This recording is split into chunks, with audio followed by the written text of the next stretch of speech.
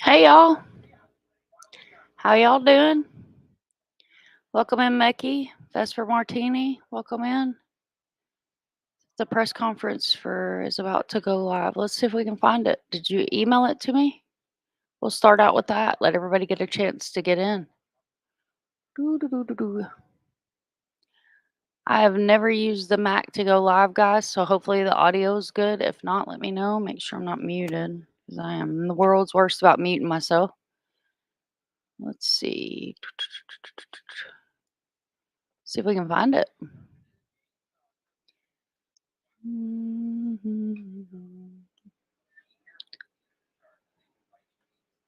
Perfect. So I'm hoping the Mac will act better. I'm gonna see if I can find this. Fox 35 Orlando. Okay. See if we can find it. Fox.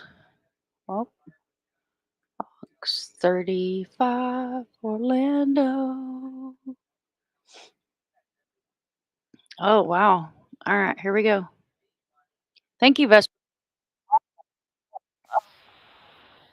We don't do ads. No ads. Oh, it's already running. All right, hang on, guys.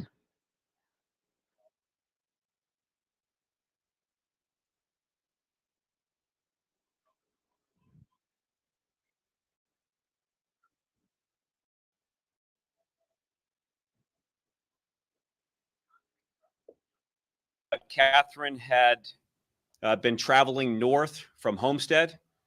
I think the initial report that we had relayed to you that her husband, Miguel, had provided information to our detectives initially that she was coming up to visit family members. We said at the time we did not know of any family members that were located in the area. We've since located at least 2 family members, but neither one of them were expecting a visit from Catherine at the time. When she was on her way traveling up here, probably around 4 p.m. in the afternoon, when she was probably in the area of downtown Orlando on I-4, there was likely a communication, a phone call that occurred through a FaceTime communication. We had reported that the husband, Miguel, had provided his phone and was cooperative, but we thought that there was a lot of details that he was leaving out, is what I said at the last news conference. Her brother, Lewis, has also been providing information and also gave his telephone up voluntarily for forensic examination and actually was conducting, by his words, his own independent investigation. He did not contact law enforcement to do that, but he reached out from a computer that was connected to an iPhone through an iCloud account and found a contact that looked like it was the last person that Catherine had spoken with. And then, by his report, he called that person and he said he did not know who that person was. He screenshotted an image of the person that he called. We have later identified that person. I'm going to call him Giovanni for now. There's going to be a lot of names here, but I'm going to call him Giovanni. We'll release his full name at the conclusion of this press conference. He takes a still photo, does not know who the person is, and sends it to our detectives. The forensic examination of his phone shows a greater picture of not only the person that he sent us the photograph of, but he was actually in FaceTime. So it's a FaceTime photograph of Lewis talking with this person who we now know to be Giovanni. We identify Giovanni by taking the photograph that is contained in the image that is released, running it through a database called Faces that's run in Pinellas County by the Pinellas County Sheriff's Office, and it matches with 98.6% a 2019 arrest in Orange County, a booking image that identifies the person as Giovanni. Giovanni and his girlfriend, will use her last name for this, as Soto. They reside in Castleberry. As detectives are awaiting a lot of the investigative reports to come back on the phone tolls, photographs, 417 cameras, all of these things. We ultimately, through surveillance, established probable cause to conduct a search warrant of the home in Castleberry where Giovanni and his girlfriend Soto live. We conduct the search warrant after Giovanni and Soto leave the residence. We go inside and ultimately find fentanyl, a gun, the gun not a 10 millimeter, and likely not related to this particular crime. And ultimately, Giovanni is facing charges for that. While we're conducting the search warrant, we get contacted by our federal partners at HSI that Soto, the girlfriend of Giovanni, and an occupant of the house in Castleberry that we're executing a search warrant on, takes and accepts delivery of 3 kilos of cocaine after it was mailed in through the mail. United States Postal Service intercepted that. A delivery was made in Osceola County, where Soto collects that delivery. She is arrested, facing federal charges, and currently incarcerated in Osceola County under a federal hold looking at that. Giovanni is facing Seminole County charges of trafficking fentanyl, and then we will release specific details and ask for the public's assistance to help us locate him. We've got his photo. We're going to put a photo up on the screen later in this news conference. Going back to the vehicle, I said that the green Acura was incredibly unique. There were 3 in the state.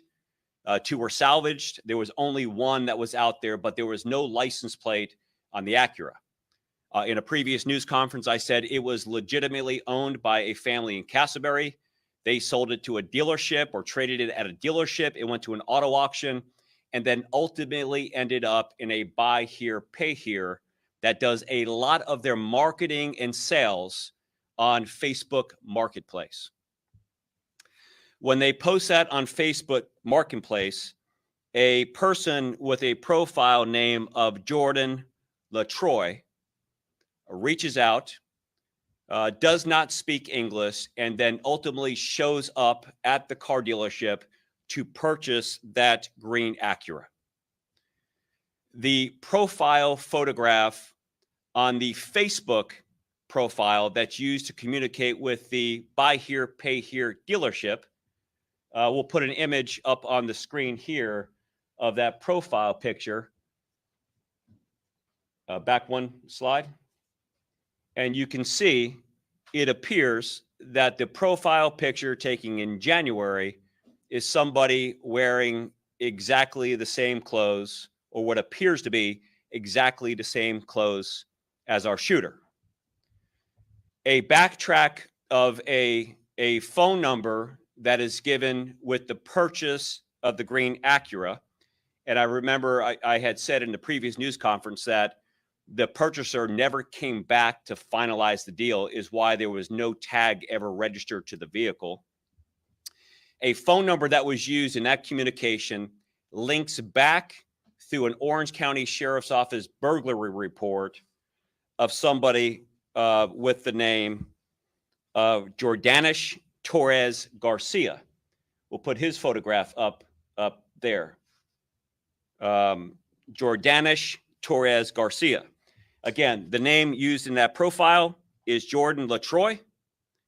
The phone the phone number that he uses links back to his legitimate legal name, Jordanish Torres Garcia, or as he goes by, Jordan, 28 years old. He had an active felony warrant for weapons possession, and with the assistance of the U.S. Marshals, the Orange County Sheriff's Office, and the Seminole County Sheriff's Office, we now have him in custody here at the Sheriff's Office. We arrested him in Orange County as he was walking in to a business on Orange Avenue, south of I think it's Oak Ridge, a couple miles south of Oak Ridge. And this photograph is a photograph that was taken at the time of the arrest, just after noon today. Again, he is here at our office being interviewed for his connection in this crime. Now, back to the comparison of photographs, please. We can go back to that. I'm identifying him as a person of interest because when it comes to legal cases, that's probably the safest thing to call him. But his phone number is matching the phone number that was given with the person who purchased the green Acura. The profile that is connected to him, the image on the right or in front of what looks like a location, a tourist location in Orlando, is the profile image that he has had up there since January. And then, of course, the photograph of the crime scene of what he's wearing looks to me like it's identical, right? So I don't know how strong you can emphasize a person of interest. He's not going to be released. He has federal charges that he's going to be held on, and this investigation will continue. All of this is without yet getting the tolls and the records that we have subpoenaed out there. We still don't know yet who the other occupant in the green Acura is. We'll continue to work that angle of the investigation. But again, this is great police work, great investigative follow-up, a collaboration between the FBI, the DEA, the Orange County Sheriff's Office, the Osceola County Sheriff's Office, HSI, and our media partners who have been doing an outstanding job keeping this on the forefront of everyone's attention, front and center of what's going on. The communication that Lewis has provided us was less than forthcoming. Still, Lewis and Miguel being the husband, Lewis being the brother, are not suspects. We're not charging them at this time. But there again, Lewis's communication with us was that he talked to this person on the phone, which we now know to be Giovanni. He tells us, Lewis tells us, that Giovanni says that Catherine was up here to deliver money and other stuff for a friend. Now, again, I'm not going to speculate, but he says to us she was up here to deliver money and other stuff for a friend. And again, person of interest, Jordan Torres Garcia, is in custody here at the sheriff's office, is being interviewed right now by detectives. The other person of interest we're looking for is Giovanni. We'll release Giovanni's full information, and we will have media packets that kind of summarize as much as we can. Again, incredibly complicated investigation that has twists and turns, but in just about a week, I think that there's great progress in this investigation without getting a lot of the court documents and records back yet. When those records come back, I think it's going to be able to put a lot of the pieces of the puzzle that are still outstanding together. So with that, again, this is an ongoing investigation. I will try to answer as many questions as I can possibly answer. Sheriff, you said before Catherine was targeted in this. Have you established a connection between Catherine and Jordan and why he targeted her? The direct connection between Jordan and Catherine has not yet been established. I think that we have established a clear connection between Catherine's brother and Giovanni, and we have not made the connection yet with Jordan as far as this. So to answer the question of why, if this is our shooter, why he would target her, I can't answer that question yet. And similarly, between Jordan and the tow truck driver that was shot the night before. Yes, those connections will largely be based on the evidence that we get back from phones and records and computer records and documents. But again, no further information on the connection with the tow truck driver at this time with this. What about Giovanni and Jordan? No connection between them either? Not that we have right now. Does Jordan have any known gang or otherwise connections? Well, listen, he's wanted for gun charges out of Puerto Rico, right? And I think that although there's not a whole lot documented other than that, it's fair to say he's got a lot of connections that are probably illicit and illegal. But we'll get that record back. I mean, we didn't even know where he was until noon today. So now that we have him, it'll be based upon what he says in this interview. But he's a bad guy. There's no doubt about it. Do you have any idea how long they've been operating in Florida? Well, the only thing that we know for sure is the photograph in the face or the alias Facebook account was taken in January. There is some criminal history in 2024 for a burglary. We're looking to see kind of where that was out of. I think it was out of Orange County, where he has a connection there. So at least the past 4 months here. But the in-depth breakdown of this, I don't know at this time, because all of this is fresh information coming out right now. Do we know how the tow truck driver fits into this investigation? Do we know if he was also linked in any way to the suspects? So we know that the tow truck driver is connected with this group, right? We have the 10 millimeter casings. We have some evidence that was collected by the Orange County Sheriff's Office there. They're taking primary focus on that investigation. We know that the green Acura was seen at that location. So there is clearly a connection here. But the scope of this update has no new updates with the tow truck driver since the last time I provided an update, I think a week ago today. Or actually on Monday is the last one. You mentioned Catherine's brother was doing some sort of, or whoever the relative was, doing some sort of independent investigation. Is there any understanding of what sort of resources he might have at his disposal?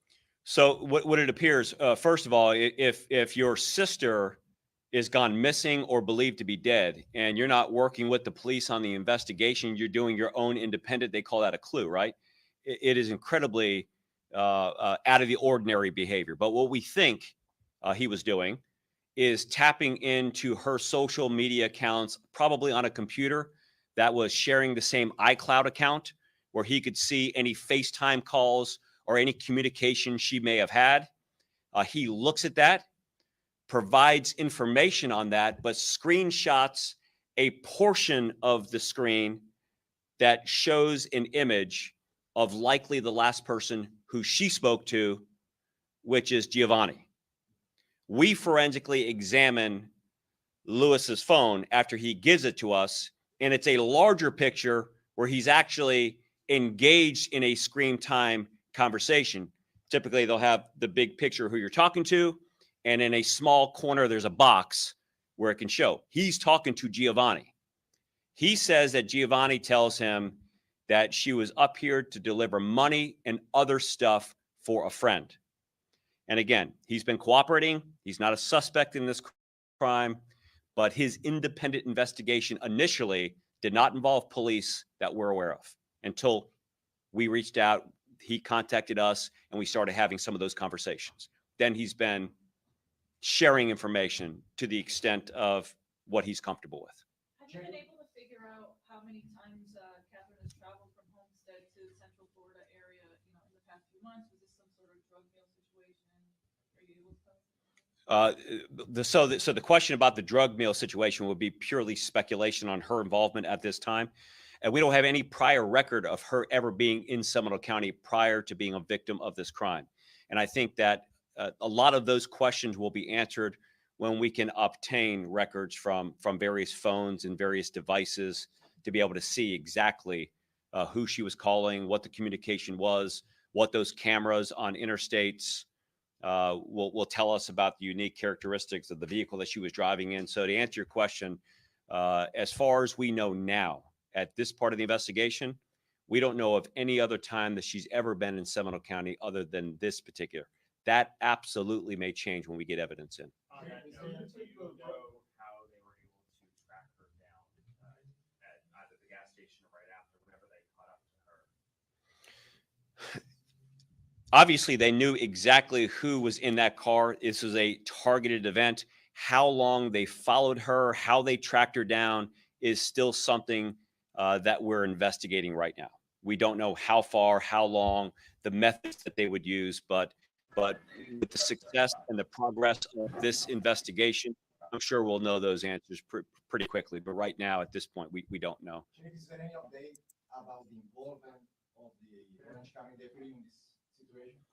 The Orange County deputy situation, I think, is done from our perspective. We'll continue to look at his phone and computer to see if there's any pattern of doing this. But again, we charged him. We think that the charges are appropriate. We know that he's out on bond right now, but there's been no new updates in that case since Monday when I briefed you last. I think the brother could become a target of whoever targeted his sister and should be receiving. Well, I don't want to anticipate who's going to be a target. I know that there's some bad players and bad actors that are doing incredibly dangerous things with this. So I encourage anybody who feels like that they may be in harm's way to come to us for some level of protection. Tell us what you know. Contact Crime Line. I swear the hardware coming to the police. So that's where we're at. So let me just kind of recap, because I know people will come in halfway through this and some may not have heard the previous press conferences, but this is the third press conference. Investigative follow-up. We know that when our victim, Catherine, was traveling to Seminole County, she was on the phone on a FaceTime type of call with a person now identified as Giovanni. Giovanni was identified through the use of technology to a faces imaging software program that basically looks at every booking image that has occurred and compares it to that. It matched at a 96.8% to a 2019 booking photo at the Orange County Sheriff's Office. Giovanni lives at a location with his girlfriend, Soto, in Castleberry. We attained a search warrant after establishing probable cause, executed that search warrant, found trafficking amounts of fentanyl and one gun not believed related to this particular crime or the Orange County crime. At the same time that we were executing the search warrant, Soto accepted delivery with a controlled delivery from HSI after 3 kilos of cocaine was sent through the mail, sent to a location in Osceola County, and she went there and picked that up and was ultimately arrested for doing that. They're there. We're asking for the public's help and assistance with locating Giovanni. His name, his date of birth, and his photograph are on the screen right there. He is on the run. We want to know where he's at, and we want to bring him into custody. On the car side, the car was sold and never properly licensed with a license plate at a buy here, pay here dealership. A person who does not speak English walks in. He's with another person who is better with English, and they communicate the sale. He identifies himself during that encounter and leading up to that encounter with a Facebook profile that has an image of him appearing to wear the exact same thing that was seen on the video that was captured of the kidnapping that we've witnessed time and time again. Exact same clothing. His name that he's used is Jordan LaTroy. He gives a phone number. The phone number matches a database back in Orange County in a burglary case, and the phone number comes back to a legitimate name, Jordanish Torres Garcia. And even the alias has some version of his legitimate name in that. He was arrested today afternoon on a federal violation of probation warrant for a gun charge, not for this case. We're listing him as a person of interest, as strong as you can get as a person of interest. And I'm sure that as evidence comes in, we will update what his status is and what we're actually calling him. So that's the update for today. I want to again thank our partners, both with the media, the local, state, and federal, and specifically thank the detectives of the Seminole County Sheriff's Office who quite literally have been working this nonstop. Sometimes we say that it's a little embellished. They have been taking turns sleeping so they can work this case both day and night. And I think that when you look at the progress here and you compare it to progress that may have occurred with something across the country, and consider that really evidence of phones and all of this hasn't even come back yet, it's nothing short of something to be proud of. But this is something that our entire community is frightened by. And I want everyone to know how important this is to us to make sure that these people are held accountable to the fullest extent of the law. So with that, any other questions? Just one quick question. Are investigators concerned that the brother could potentially be tampering with evidence as he conducts his own investigation? Because you're saying he's accessing Catherine's social media, her iCloud account. I mean, you could be deleting things and accessing this stuff. Is there a concern there? So no concern about tampering with evidence. The way it works is we have forensic examiners where people who think that they can erase it, you just don't erase it, right? We've got wonderful technology. Anybody who's an expert in this field knows that we have the ability to kind of piece things back together. So we feel incredibly comfortable with the evidence that we will be able to collect as it comes in.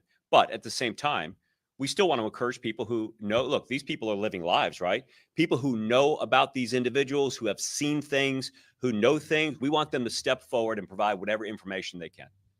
And there was one more person in the carjacking case, right? There was potentially Jordan, the one in the sweater, and then somebody, a second suspect. Can you tell us anything more about that, please? I wish I could tell you more about the other person that was inside the car that was driving that car. We just don't know at this time. That's going to kind of come together. But again, this is why we want the public to say, look, we think that we've identified probably the guy that got out. But the guy that's inside the car, we want any information about that as well. So you're looking for the unidentified suspect in jail right now? Correct. The incident report mentioned a witness who saw someone in the Acura wait in a friendly way, according to the incident report to Catherine, before the Acura started following. Based on that, do investigators believe that she knew the carjackers and she had a previous relationship? I don't have that information. I haven't seen that information, and I don't know if she actually knew him or not. I doubt that they would wear a mask and do this and just like wave at him when not wearing a mask. It doesn't make much sense, right? So I would have to kind of look at that, but I don't know if she knew them or not. But I do believe that as a part of this investigation, we'll find out if she actually had dealings with them or knew them. It's quite possible, right? I just don't know at this time. And at this point, the husband is no longer a person of interest. We remain on the same. Well, I never put him as a person of interest. I've said he and her brother, Lewis, are cooperating, but I'm incredibly skeptical of their level of cooperation, right? But I'm still identifying them as witnesses and people who are working with us. They've never been listed as a person of interest. They've never been listed as a suspect. But I think that the court of popular opinion has come to their own conclusions about what they know, what they don't know, and what their involvement is. But as far as the investigation goes, I have not identified them as a person of interest or suspect in this case. So you say Jordanish didn't speak in English, you know where he's from? Jordan is from Puerto Rico, we believe. We know that his crimes were in Puerto Rico. We know that he had connections back there, but where he was born, I'm not sure of right now. Likely Puerto Rico, but I don't know. Can we get Soto's full name as well? Yes. We're going to release it in the media pack. I don't have it right here in front of me. So with that, again, thank you. Any additional updates, we'll be happy to prepare that. And again, thank you for coming.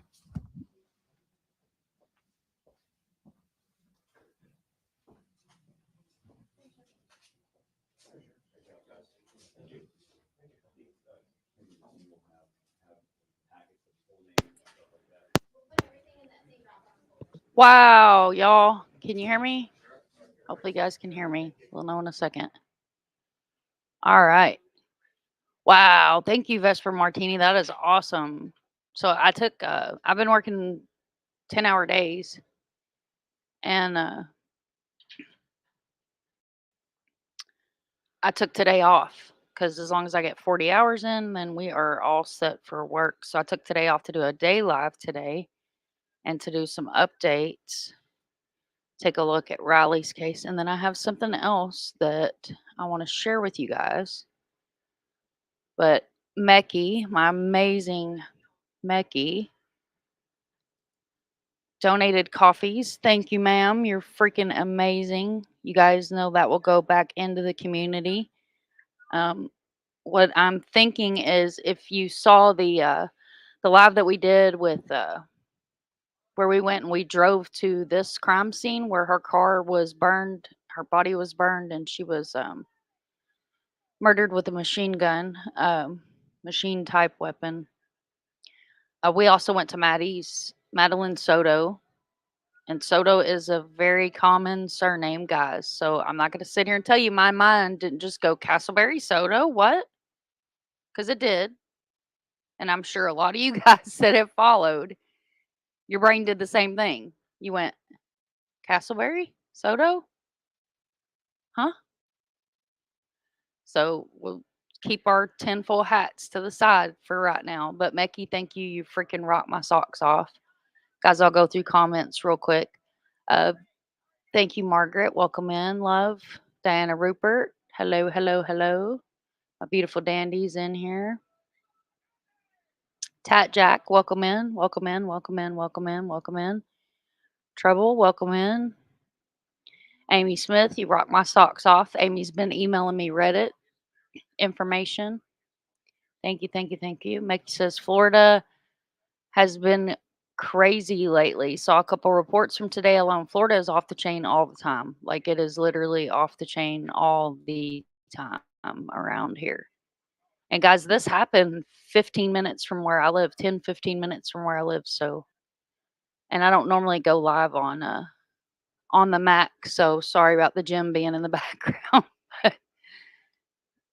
I'll get it better set up because I wasn't sure if like this one would stream better than the other one, but I don't know if it's what's going on with my other computer here. Anyway, I don't know if this is better or not, so you guys can let me know. Doodlebug Fart, welcome in, love. Hello, hello, hello. Thank you for stopping in. It's a freaking amazing mod on Doggo's channel. JCN, welcome in. How are you, love? Thank you, thank you. Right now, there's going to be a Soto conspiracy. But I mean, that is pretty strange. You guys have to admit, like that's a little strange because you know, with Madeline Soto's case, we have a connection to Castleberry, and then now we have this Soto with a connection to Castleberry. But guys, Castleberry's literally like the next town over, kind of thing. So it's still Seminole County. The entire country is off the chain. I'm telling you what. I am telling you what right now. So I don't think that the video was much better with this laptop. Guys, I'm in the middle of the swamp out here, so I tried to hardwire in, but I don't know what I'm doing. Without Mini Monster here, I don't want it to turn into a dumpster fire, so just gonna leave that as it is. Usually we have Southern Gal True Crime in here. She's not in here right now, but she does pop in sometimes during the day. I do want to share something I made with you guys. So this is she's all the time talking about pushing buttons and how her life is going to turn into a dumpster fire. And a lot of you guys know I make all my own graphics, and I make other people graphics, and I love making graphics. Where is there it is, my general chat. So I want to share what I made for her with you guys. Oh, I'm going to share this too. If you haven't seen the community wall, we finally officially have an investigator. And I did make an investigator, y'all. So there's the investigator. The investigator. And of course my sister is making some she's making some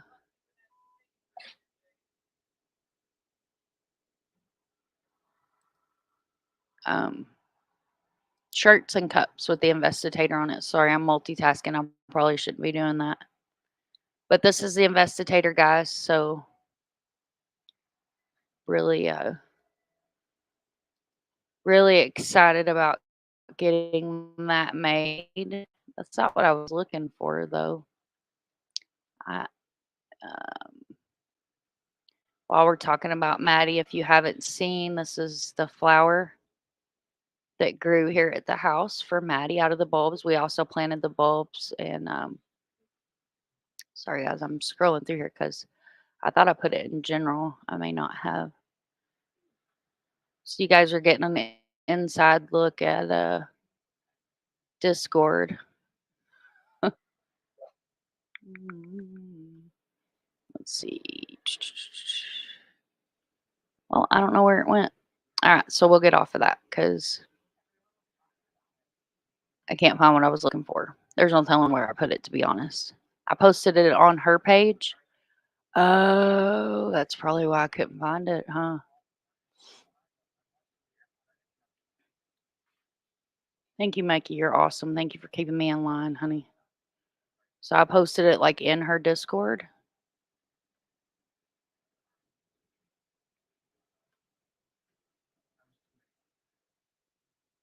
Yes, thank you, Mikey. You're awesome. All right, so Southern Gal's always talking about how if she keeps pushing buttons, her life's going to turn into a dumpster fire. So I made her this last night.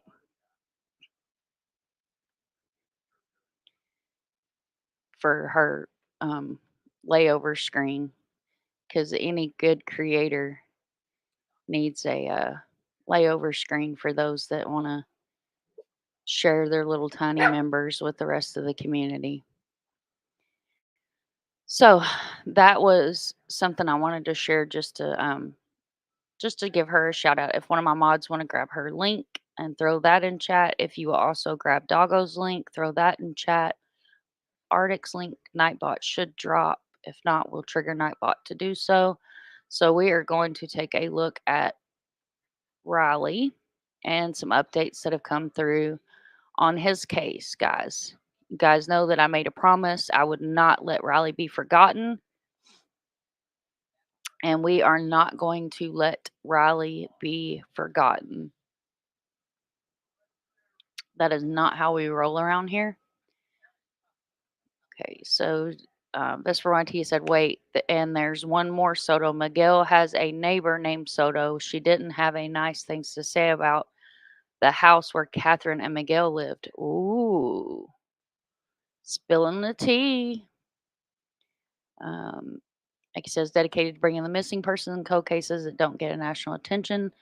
Absolutely, thank you for that. That's Southern Girls link, guys. Let's get her up to 1,000.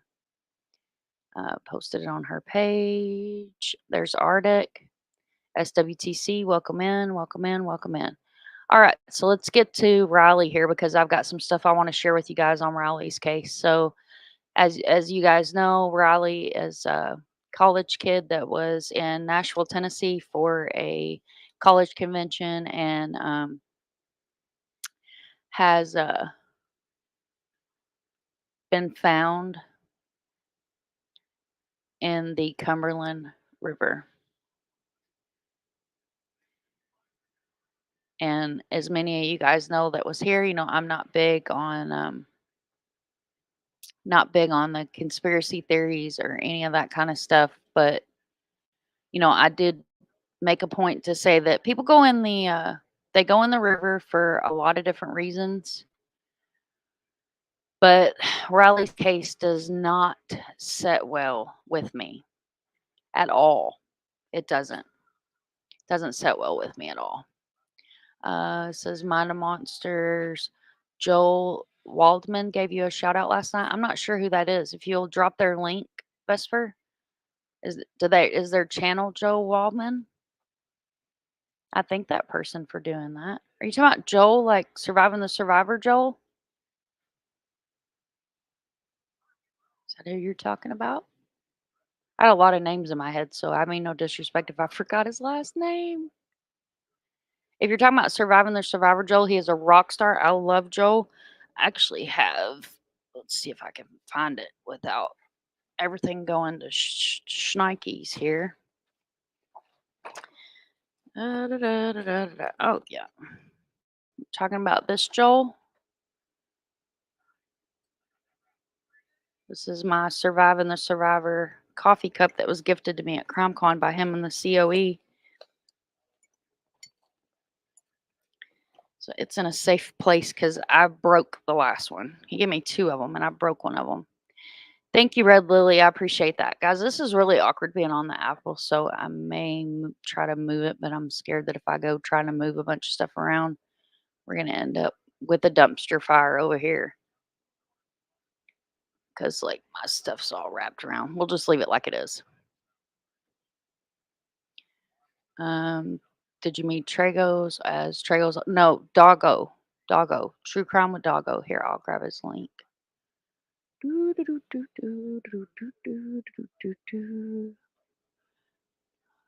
So June the 6th is National Missing Children's Day.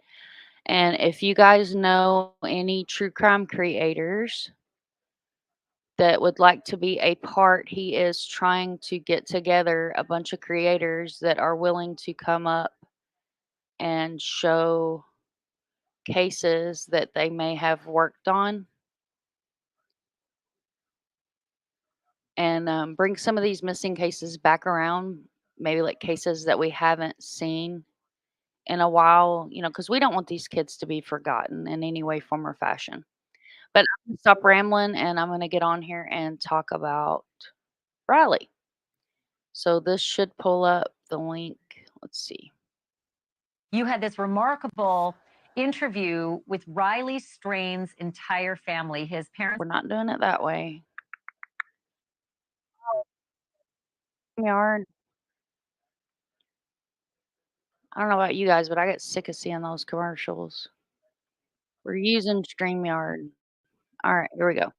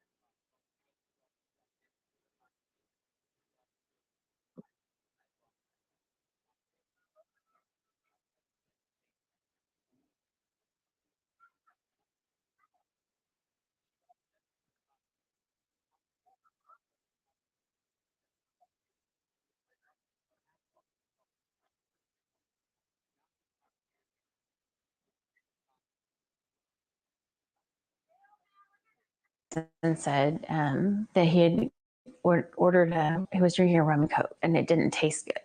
And I said, well, you probably shouldn't drink it then. He goes, well, it tastes like barbecue.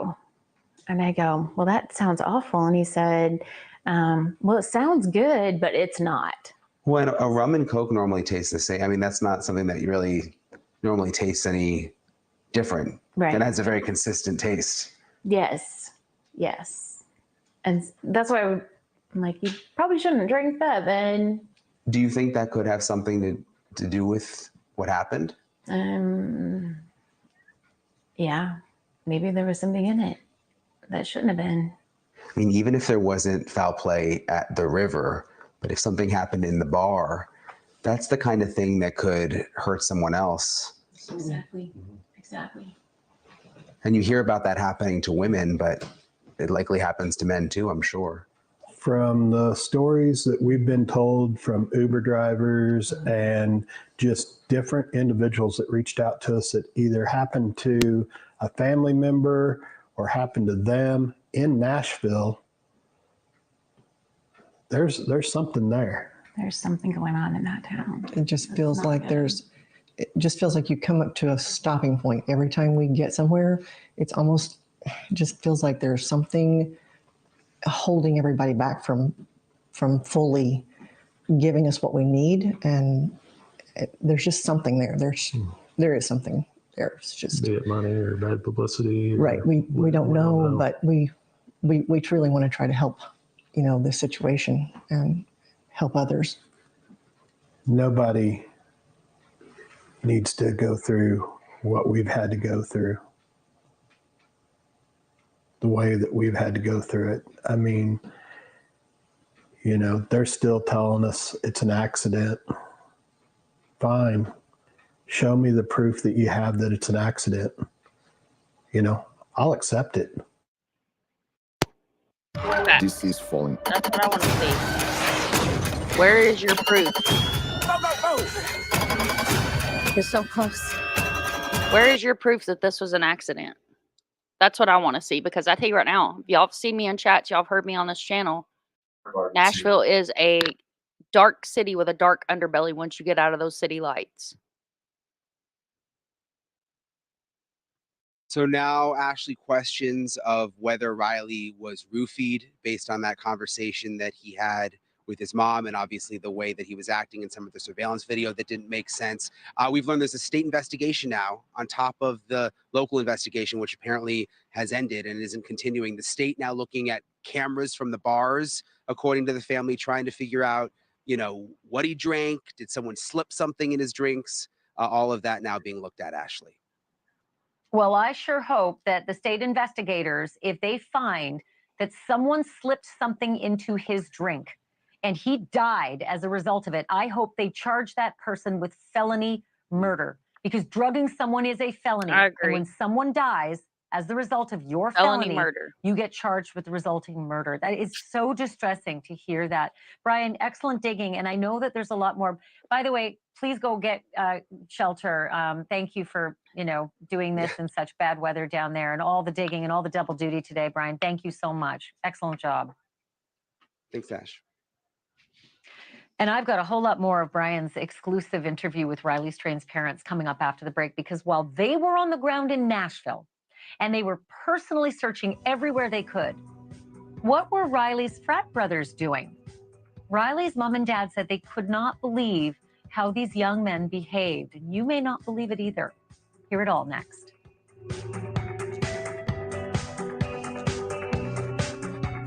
Okay, so we're going to pause there. All right, guys. So if you saw the title, it is about Riley. Am I on mute? No, I'm not muted. Okay, so if you saw the title of the live, it's about Riley, and then we're going to discuss another boy, and we're actually going to watch a documentary. You guys know I'm a pit bull when it comes to my cases, and Riley's become one of those cases where I'm absolutely going to be an absolute pit bull. So I see his name in a title. I'm going to be lurking in your bushes. Know that I'm going to be pulling back the leaves, and I'm all up in your bushes because I want to know what you're saying. And guys, I don't do drama. You guys know that. We're not a drama channel. We don't dibble in any drama at all over here. I don't do drama. This is a drama-free zone.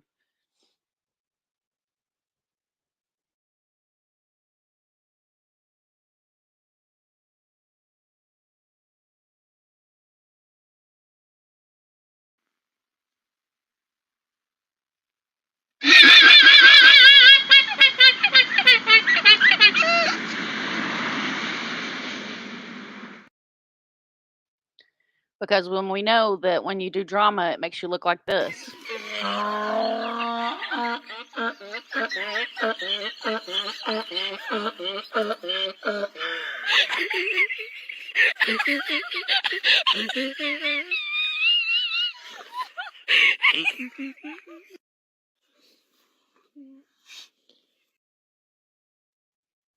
Yeah, absolutely. Prayers for his family, Doodlebug Fart. I'm so honored to have you in here, honey. Red Lily says, I can't imagine with these precious parents what they're going through. God bless them. Keep them close. Absolutely. And like she said, hug your babies, guys. Trouble says, I agree. If you put something in someone's food and they end up unalive, then they should be held accountable. Absolutely. Absolutely. That's pure murder. Let's see. Llama drama arse. Absolutely. Absolutely, guys. Frankie. Let's see. Doodlebug Fart says not allowing drama brings in good people. Absolutely. We don't do any kind of drama around here. I don't do the drama. I don't like the drama. I have too much going on in my real life, and I've got too much of a past to deal with drama. That's why we eat trolls.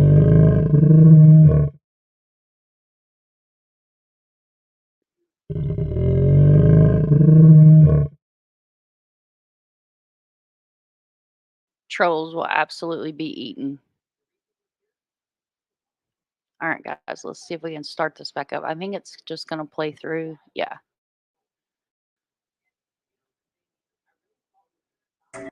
Riley Strain's mother says there is a hole in her heart, and it is not just the loss of her son.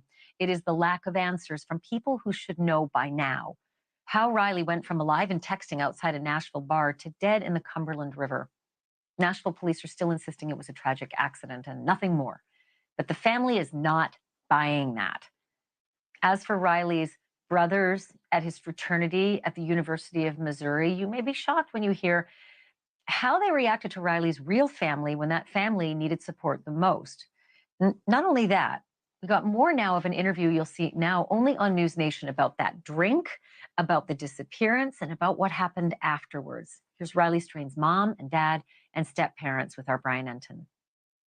They've got a mountain of evidence that they're working on filtering through, and he has been in contact several times throughout this whole investigation. Do you think that could lead to some answers in terms of maybe if there was something in the drink? I would think there's got to be all sorts of cameras. So. We heard there was 150 cameras in Luke Bryan's bar, I believe it was. We hope that'll lead to something. So, it's interesting because he wasn't in Luke Bryant's as long as we thought. According to what the detectives told us timeline this week, he'd left Garce and went to Kid Rock's and then spent an hour in Kid Rock's, then showed up at Luke Bryant's at 9:15, I believe is what the detective told us. He was in Luke Bryant's from 9:15 to 9:36, 21 minutes. He had one beer, 2 waters. We just found a dead body. There was nothing there with a name on it. We don't really know who he is. I went. Last time I checked, every time you go into these bars, you have to show ID, probably have to pay a cover. And so if he didn't meet the protocol to be in there after being in there 21 minutes, I can't imagine a lot changed in that 21 minutes from when he was paying to get in. Well, I'm just thinking about, you've got celebrity bars involved. You've got Nashville, which is a huge tourist destination. You've got a big fraternity with chapters all over the country. A lot of people who probably just would prefer that you guys stop doing these interviews. Yeah, absolutely. We're not going to stop until we get satisfied with some sort of answer somewhere. Because where we're at right now still doesn't make sense. Still a mission. The objective is still the same, to find out what really happened, because everything we're seeing, it doesn't add up. It's not 1 + 1 = 2. If it was, we wouldn't be sitting here. The fraternity brothers had not gone to the police when they called you? Not that I am aware of. Were you surprised? Yes. Because why wouldn't they?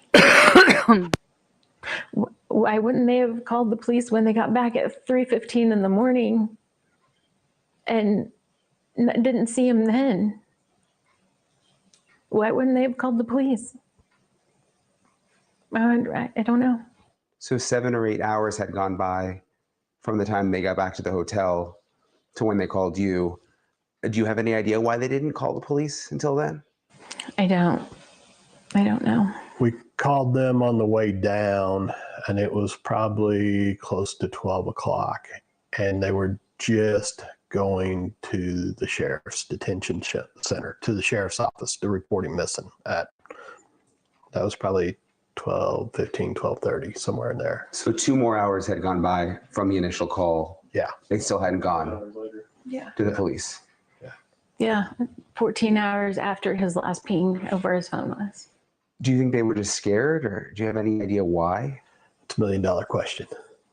So what happened when you got to Nashville? So when we got there, all the boys were out. Well, not all the boys, but several of the boys were out front with a police officer. And we had to finish filling out the report. So we completed that, and the boys stayed out for a while. And then they all of a sudden disappeared, all of the boys. And they ended up back out a little while later in their dress clothes to go out to their formal that night. They went to the formal? Yeah.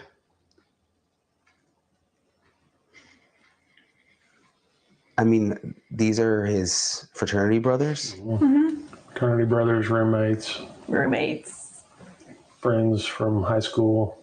We spent the next 4.5 hours searching every emergency room to see if he was in the hospital. We come back, and they're coming back, some of them from the party, and they're waving at us as we're sitting in the truck. How's that make you feel? I would have thought they would have all banded together like a search group that night. Yeah, 150, 160 of them on the ground, there from all different chapters. And, they told us that they were there. All of them were there if we needed them. We didn't know what we needed at that point in time, but you would have thought that, they would have at least been out searching, trying to do something. It wasn't. Or something. So the night after he went missing, you were out searching, and the fraternity brothers were praying. Mm-hmm. What were you thinking? We weren't very happy with them, to say the least. It's appalling. You all received a letter from someone else who was staying at the same hotel, who described a little bit of what they heard that night that Riley went missing. I just want to read part of it. At first, I thought it was a bunch of drunk college kids being jealous of girlfriend-boyfriend stuff, but it was too loud and went on too long. They were in halls. I could hear them between the walls. The doors for the hotel rooms are very heavy, so they slam when you let them shut. I woke up at 3:15 a.m. to numerous doors slamming, kids in the hall, both boys and girls, having very loud discussions, going back and forth from rooms multiple times. It was like new kids kept showing up on the floor during the entire period. These kids were freaking out about something. Were you ever able to find out what was going on in the hotel that night? From one of the friends that I talked to this week, apparently he had hurt his hand that night. Didn't really specify what he had done, but apparently it had to do with a hurt hand that night and people being emotional about it. Apparently it didn't have anything to do with Riley. Do you think there's information that his frat brothers have that they're not sharing? I feel like yes, maybe. No, I mean, I haven't sat down and talked to any of them to say, tell me your whole entire story. Would I like that? Yeah, yes, it would be nice. Now that you've found Riley, do you feel like you have a different purpose in terms, do you want to know everything that happened? Is there like a hole? How would you describe it? Of course, there's a hole in my heart. There always will be. And we may never know what happened that night, and that makes it even worse for me. But yeah, I would like to know everything that happened that day. I don't understand why they haven't reached out to us wanting to provide information of that night. You know, maybe I'm crazy, but why should we have to reach out to them and beg them for information on a missing brother? Did his brothers come to the funeral? They did. They were shuttled down on a bus, basically chaperoned through. They were loaded back up on a bus and back to school they went again.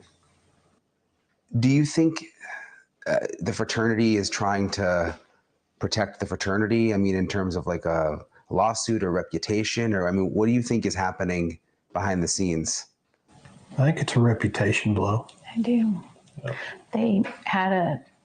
There were a couple of things that happened over this last week. They had a memorial service for him in Columbia, and we were notified 3 hours before. Well, we know it takes 3 hours to get to Columbia. I mean, I thought this was a brotherhood, you know. Riley Strain's parents with our own Brian Enton. Thank you for watching. Go to newsnationnow.com. I will drop that link in the description of the video as well. So the link that I'm fixing to share with you guys is Riley's Act. So if you guys were here on the live that myself and Mini Monster did, my daughter-in-law, Maya, actually mentioned that there should be a petition started. There should be a movement placed to make sure that these kids make it home easy, make it home safely. Because this all could have been avoided. And that's why the title says Frat Brothers. Are they really brothers? Because what we just heard was they didn't bother to search, which we knew that. They were shuttled into the funeral and then left. I have the funeral. I have the link to the funeral. They actually had what I have as a celebration of life. They actually had a private funeral. They put him to rest, and then they had a celebration of life for Riley. If you guys want to watch that, we may watch that as well. It's kind of long, but I did share the memorial for him. And Tony, you have a wrench now, so hopefully that's okay. So you guys, up in chat is that link. And thank you for coming in, Tony. Right, Red Lily. They just went on like nothing happened. Just got dressed and, toxicology. Chris Dingman said last night on the live that it's like weeks. So we know that, like, generally you're looking at least, and this is at least bottom dollar, 90 days on the tox result to come back. Right, Trouble. She breaks my heart. And I'm sorry it's so choppy, guys. Hopefully you guys are still hanging in here with me with the choppy. It's unreal. It is. Absolutely unreal.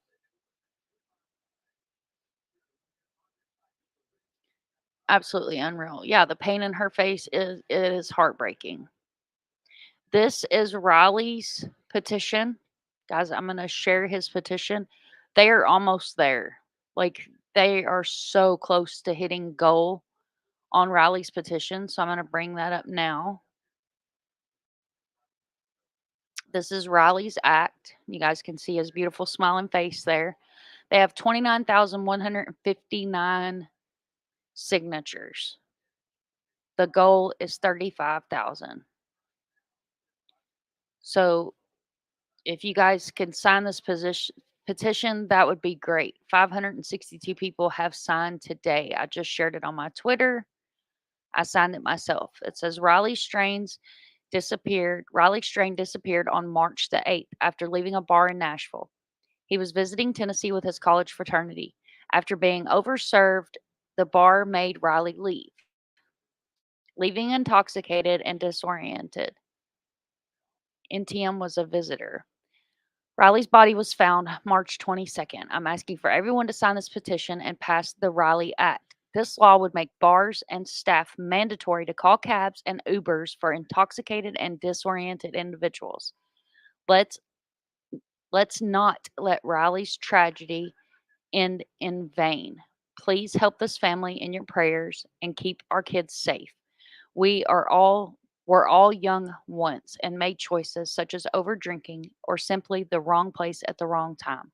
It is a business owner's responsibility for safely not only their establishment, but also the customers leave safely. And then it goes on to show Tennessee State Senate, Tennessee Alcohol Beverage, and Nashville City Council at the bottom. And I did drink.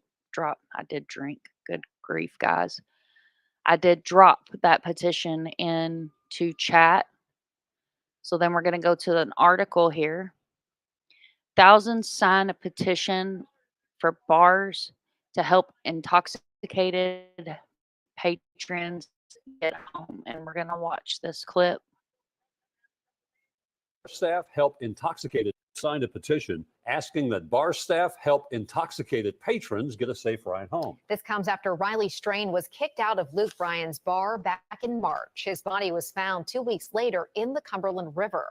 According to Riley's autopsy report, there was no sign of foul play. This is Kendall Eichman spoke with the woman behind the petition. Riley's disappearance captured the attention across the nation. When I heard the circumstances, it was very disturbing to me, not only as an advocate, but as a parent. It was on March 8th. Riley was visiting Nashville on a fraternity trip when he was kicked out of Luke Bryan's bar. Riley is seen in multiple surveillance video clips before he disappears. After an extensive 2-week search, his body was found in the Cumberland River. How could this have been prevented? What could have happened? Deborah Borza set out to help answer that question. Over 27,000 signatures later, she created the Riley's Act petition. Her proposed law would make it mandatory for bar staff to call cabs and Ubers for intoxicated individuals. Someone leaves a bar, they're in the city, they're not from here, they're visiting. Their phone's dead, they're not with their friends. What do they do? So that's kind of the question I'm trying to figure out, how do we answer? Council member Jacob Coupin has already had conversations with bar owners and Metro Police on safety downtown since Strain's death. What has come out of that conversation is potentially a space for a third entity to show up, because the bars have said we would love to make sure absolutely that people who leave our establishments are safe. Currently, Coupin is working on a piece of legislation that looks at safety and security along the riverbank, specifically in the area where Riley disappeared. As parents and advocates, we can do better. We can do better to help kids. We can do better to help the communities. In Nashville, Kendall Ashman, News 2. Now, Deborah says she would like to get 100,000 signatures and will be sending the petition to state lawmakers early next week. So, hoorah, absolute hoorah for her. And when we mentioned this in the live, there was a lot of people that didn't feel like it was, something that could get done. However, here in Orlando, they actually have Safe Ride. So if you are intoxicated, is it Ubers? Sunshine, is it Ubers? Here, where they have the Safe Ride here, around the colleges. Uber or Lyft. And it's funded by the bar. And they make sure these kids get home safe. So Florida has one up on that. And cab companies here do it for the sheriff's offices.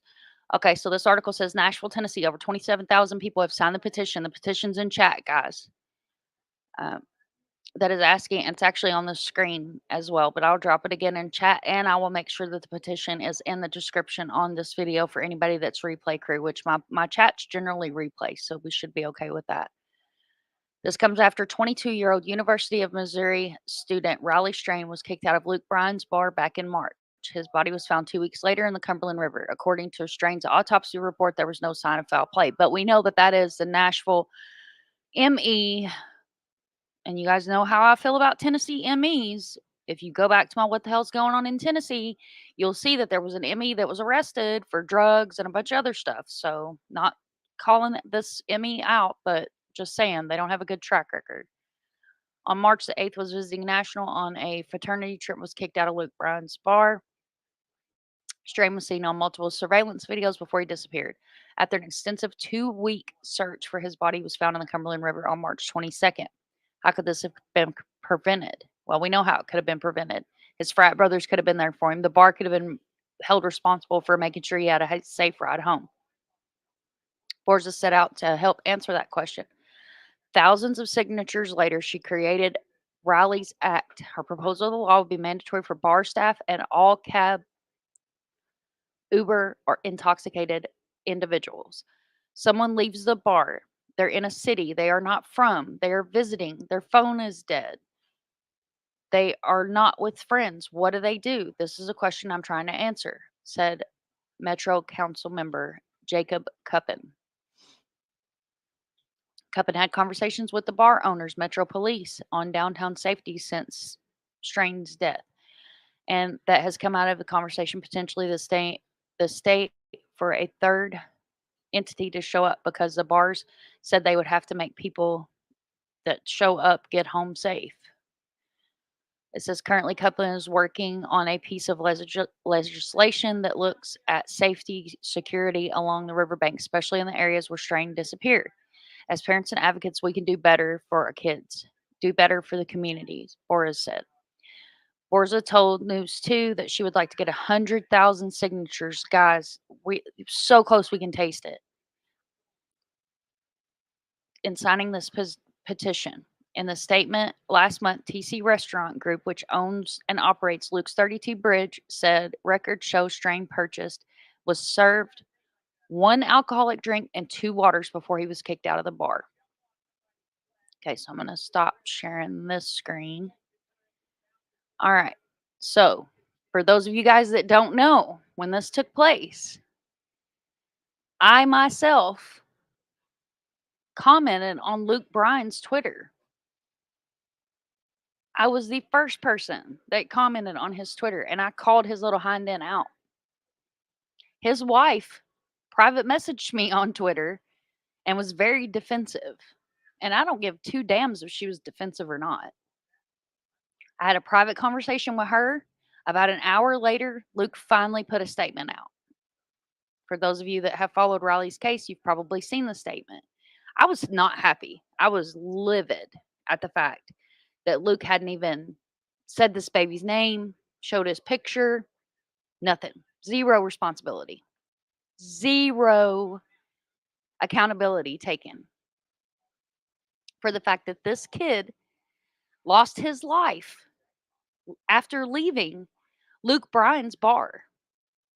I don't give a damn how many tours you're on. You guys that have been here, if you haven't been here, my best friend E-Rock is not only an artist, he owns a recording studio in downtown Nashville. He is constantly on tour, and I get crazy selfies from him almost every day. So your cell phone stays with you. I don't give a damn if you're on tour or not. You can mention this baby's name. All right. Let's see. Doodlebug Fart says, you don't know the pain unless you bury your own child. I've buried 2. I've buried 2 children. And it's a pain that never goes away. Tony says, I don't understand why these kids aren't helping in any way. They were his frat brothers. Absolutely. Absolutely. Red Lily says, I don't know the pain. I don't want to know. God bless these press. Yeah, it's a pain that never. Thank you, Mecky. Thank you, Mecky. Thank you, Doodlebug Fart. You guys are awesome. Red Lily says, I think they're probably clueless. They were all partying and having a good time. We're clueless, and bam, they were aware, sobering themselves up. I don't get why they haven't reached out. This is your brother, your frat brother. Isn't that supposed to be like a union? They couldn't help search. They haven't been there for the family. There's questions that are unanswered. And myself personally, somebody hurt their hand, so everybody's emotional bullshit. Just saying. Rumors are going around that he may have been slipped to Mickey. Yeah, that's what Mom just talked about, is the fact that he could have been roofied. Said his rum and coke tasted weird. You're still hooked down. Thank you so much for being here, love. If he was, that would show up on a Tox report. Absolutely. Absolutely. And for those of you that are new to the channel, Mini Monster, my son, was in Nashville the 21st, and he kept wanting to go upriver. Like, he really wanted to go upriver and go up there. And we actually had somebody in chat that said, go check around Centennial. And then, for those of y'all that know, I work with a private investigator in the background, and I had sent him some footage that I'd found. And I'm going to actually go back through that footage. It's like 6 hours of footage, but I'm going to go back through that footage and I'm going to see if I can't find Riley in the Kid Rock portion of that footage. Tony says they found his bank card near the river. Has anybody mentioned if they tried to use it? It wasn't used.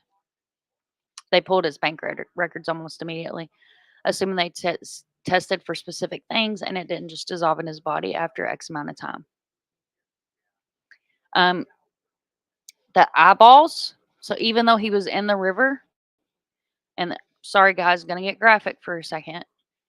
They will be able to pull fluid from his eyes, and they would have been able to run toxicology reports on that and get a clean tox back from the fluids that are inside your eyeballs, even though he was in the river.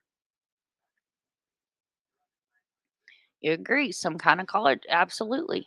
Absolutely. P9, welcome in. P9 saying hello to everyone. I believe I've heard Channel 5. The card was not, the card wasn't used. The card wasn't used. That was one of the first things that they were able to pull. P9 wants to know how everybody doing. Makes it, who you calling a hoe? Don't hoe, I got to go in my garden. Who you talking about? Hey. No, you're fine. Tony says, you haven't called that in a while. P9 wanted to make him feel the love. Yeah, it took about 3 to 4 months for a even longer autopsy report to come back on your cousin. Yeah, it takes about 90 days, and that's base 90 days. It can be longer than that, but you're looking at least a base amount of 90 days. Tony says, you would think Nashville, of all places, would have some kind of system to deal with drunk people. Yeah, you would think. Maybe even just a trolley, certain stops and pickups. Absolutely. You know, they got the little thing that you can ride on and you can wheel and drink. I can't remember what it's called, but it's like bicycles, you know, because you need a bunch, like 15 drunk people on a bicycle together. That makes a whole lot of sense. Yes, Florida does have that. Like right here where I live, guys know I'm on the outskirts of Orlando. So right here where I live is UCF. I keep wanting to call it UFC because I've been messing with him about it. It's UCF, which is a big college here in Florida. Like in the bar strips. Yeah. Tony, they do. Jill, if you get caught, but nothing else needs to be kept for college kids, should get free rides safely if they're drunk, in my opinion. It's like UCF has like 3 buses. You know, they have 3 buses that you see all around the town that I live in. We have that here in New York. See, even New York's on trouble. Thank you for signing. Awesome. Thank you, Mecky. You rock my socks off. Thank you. They should never kick one out unless they are safely in a cab. I agree. He should have never been kicked out. Guys. We only have that during the holidays, but it's regular days. You pay for your own ride. Especially college kids. Absolutely. P9 says, when I bartended, always looked out for each other. It's your business on the line also, right? Yeah, it's like if you're a tire guy, okay, and I'm going to use this for instance. So if you work for a tire shop, like a diesel tire shop, and you put a bad tire on a vehicle, do you know that if that person has a wreck due to that tire being bad, the mechanic or the tire tech is held responsible for that person losing their life. Just kind of a fun fact there. They're grown, but not necessarily smart when intoxicated. Absolutely. Absolutely. Let's see. That really needs to be in Nashville because Vanderbilt has a lot of college kids. Yeah, absolutely. Vanderbilt is huge. That's why I think he was drugged. Exactly. Vesper Martini says their attorney probably told them to keep hush hush and make no comments. Yeah. Yeah, I'm sure the college, and we're gonna next up, what we're gonna look at is a different case.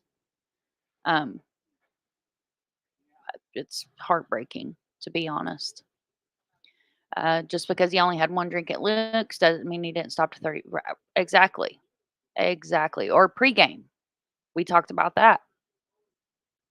The bar will not exist much longer after this. I hope not, but I doubt it because I'll be honest with you, those honky tonks downtown Nashville are what pays Nashville's bills.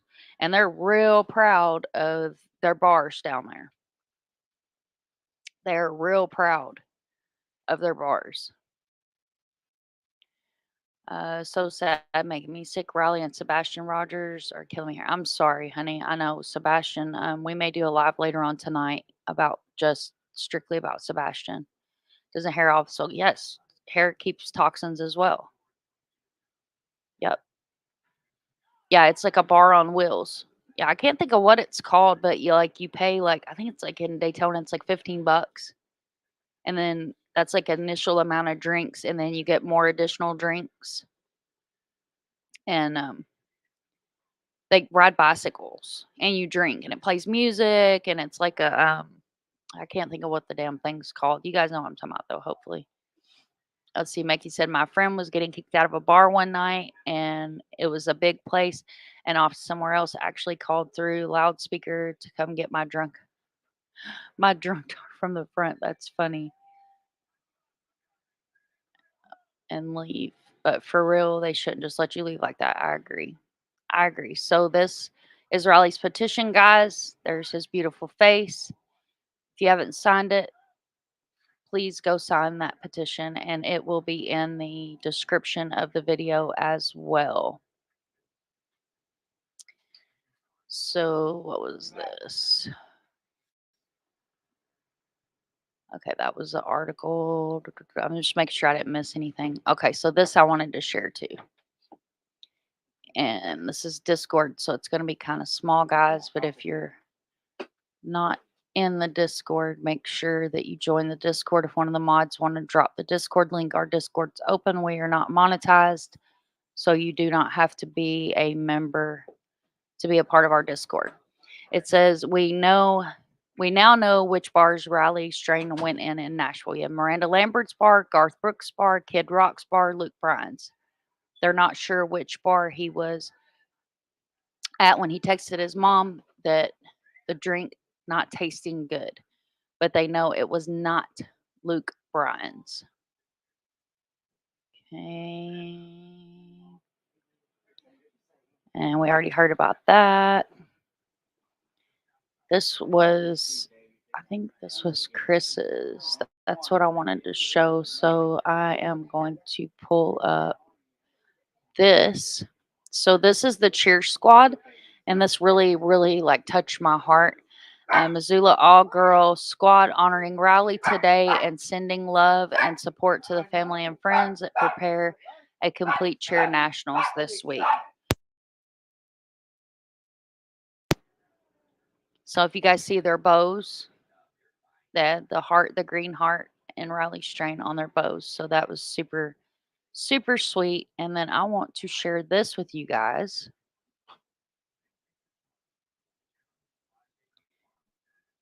This is a video. Guys, I don't smoke on camera.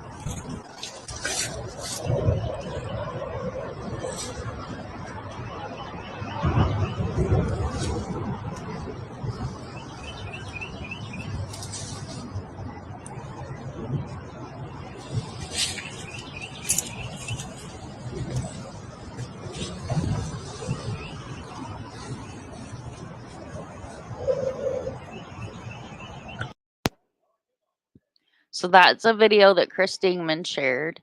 And then we're going to come out of full screen and I'm going to pull up this other link. It may have been easier just to, yeah, we're going to do it like this because I don't want to pull up his whole profile. So let me see if I can get back to, it's not going to let me go back. So we're going to do it like this.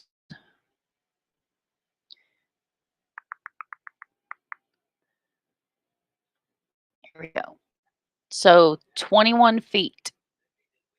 And I realized that the river was up. There's some more of the trash and yuck that's down there. So 21 feet, 27 feet. This is where his bank card was found. 15 feet, approximate water line, March the 8th. So see, there's the water line. See if we can make this big. Yeah, here we go. I don't want to open up my messages there. So here's another picture of the wall, the bank, and then the river. 21 feet. There's some more garbage.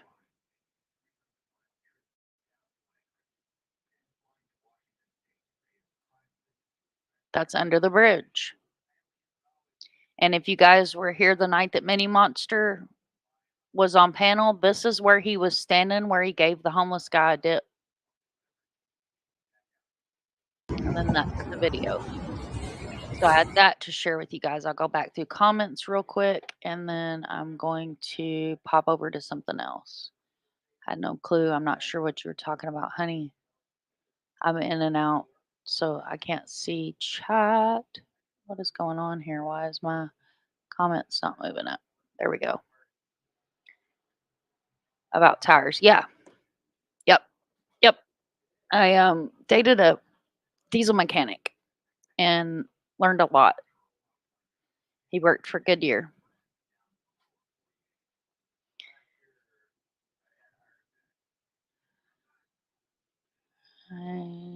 Segway. They're called Segways. Is that what they're called? The things with the bicycles on them? We haven't heard yet. I haven't seen the autopsy. If anybody has it, please share. I seen a preliminary, but it didn't have much in it. Not anything that would imply he fell a good distance or beaten. All right, guys. So we are gonna switch gears. And I'm going to put this hashtag. Oh, yeah, we're going to go ahead and put Riley's act in the Discord. And like I said, if you're not a member of the Discord, if one of the mods want to drop the Discord link, by all means, please join our Discord. So, as I said last night, I was in a live and it was about Riley.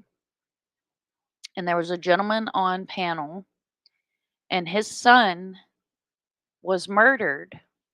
And I'm going to use that word, by his frat brothers. So, are these frats as safe as we think they are? Do you really want your kids going to college and becoming a part of a frat when this is the behavior? And this goes way back. This is not like something that's recent. We're talking way back at Harvard days. Let's see. Becky said it's a leisure pedal pub and bike, not pike. Gotcha, babe. All right, so we're gonna watch this. This is a documentary.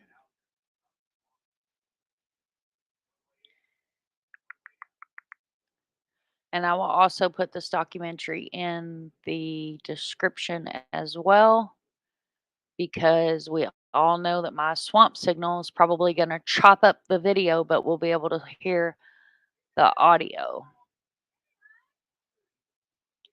Thank you all for being here, my awesome mods, my beautiful community. I appreciate you guys. You guys know you mean the world to me. Okay, pull this up. And we're all adults here, and this is a true crime channel, but I will throw it up long enough to put it up on screen. Trigger warning. You got his name? They said his name is Adam Oaks. Got a young male born in 1999, I think it was. He doesn't live here. He's a student at VCU. Got 4 guys here. I guess they were partying last night. They saw him around about 12:30 last night. Came back down this morning around about 9:17. He was unresponsive. Do you see the vomit right by the fence? Yes.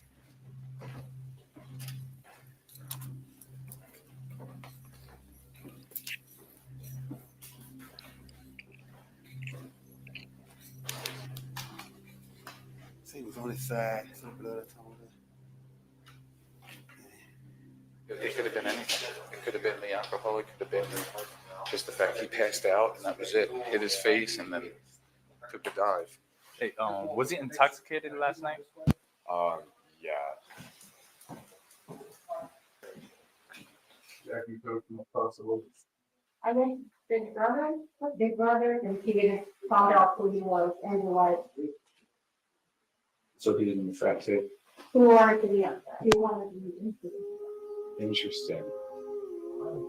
He think it wants was to be. He was a pledge. You think it was some problem? Based off That's right. Based off of what you're saying about this cat that was here that wasn't here, sounds like there was a you want to ride. You guys are detective.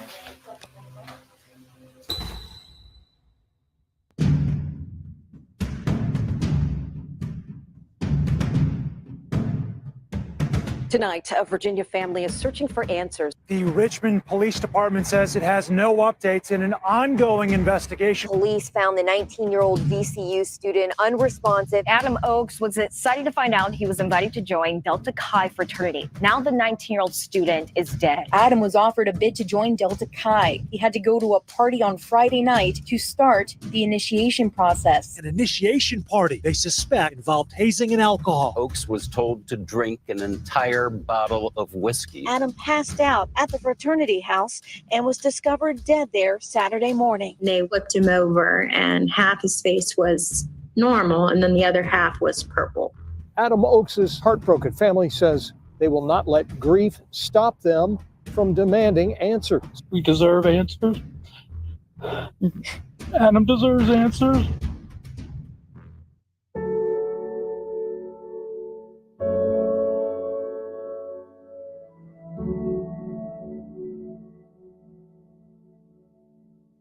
Adam was super happy. He was always, joking around, having fun. The last time I picked him up there, he gave me a hug that was life-changing. And I looked at him, I was like, that's the best hug I've ever had in my life. And he just said, I know, right? Even for an 18-year-old kid, he was so good to his little cousins. I mean, my kids looked up to him so much, and he loved being around them. One was when he was in Pee Wee football. He tackled a boy, and the boy was hurt. Adam came running out, and I was in the stands. I came down, and I said, what was wrong? What happened? He said, Daddy, that was my friend, and I hurt him. And I was telling him I'm sorry.